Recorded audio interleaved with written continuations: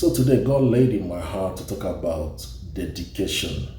Dedication speaks of committing something to God for a sacred use, handing something over to God for a sacred use.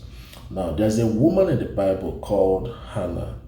Hannah was believing God for a child. She was barren, and she went to God, knelt before the altar, and she told God, if you give me a man child, I will give him back to you. You see, she was specific with her prayers, and I love specific prayers. I love when prayers are specific. You see, whenever I pray, I document my request, I document my expectations.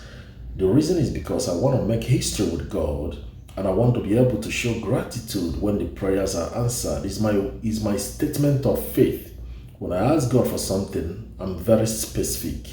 I am detailed, so that when God answers me, I know that prayer has been answered, and I will go and check it off, and I will thank God.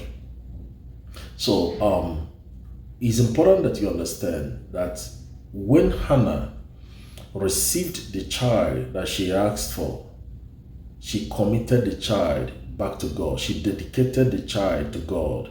And the Bible said that Samuel was a great prophet in Israel because every word that he spoke came to pass. The Bible said there was no prophet in Israel like Samuel because everything that Samuel said as a prophet came to pass. He was a great prophet. He was a powerful one.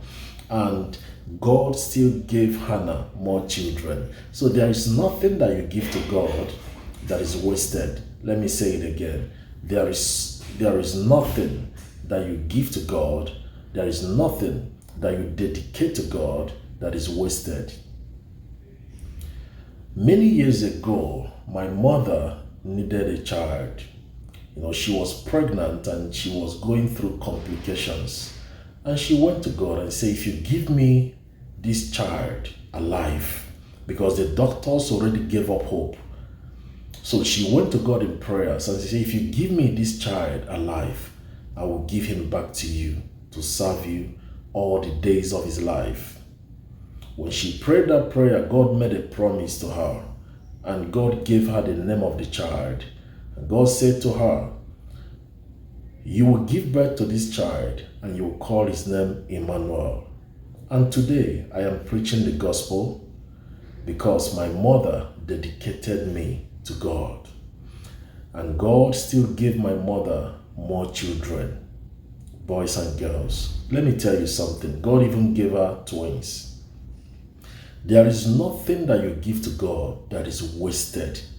God has a way of multiplying everything you give to him back into your hands. And I want to encourage somebody here today. You see, Mary in the Bible, when she gave birth to Christ, she dedicated Christ back to God. But God still gave Mary more children. So she gave birth to more children. There is nothing that you give to God that is wasted. I don't know who needs to hear this. God probably will be placing a demand on you to sacrifice something. I think it was yesterday we talked about sacrifice. You see, and I shared a testimony how I gave God the only money I had, and it changed my situation. I want to encourage you. In your lifetime, you will be in a situation where God will place a demand on you to make sacrifices, to hand things over to him. And when we are talking about sacrifice, please, it's not just money. The greatest thing you can ever give to God is your heart. And dedication speaks of giving God your life. In the book of Romans chapter 12, the Bible says, offer now your life as a living sacrifice, holy and acceptable to God, is your reasonable service. The Bible calls it a reasonable service. The most important sacrifice to God is giving your heart to God. You are listening to me right now and you know you are not born again. You are going to church, you are serving in church, probably you are ordained to serve. I want to encourage you, give your life to Christ. If you are not born again, that's the greatest act of service to God. And I want to encourage you, keep serving God. God bless you.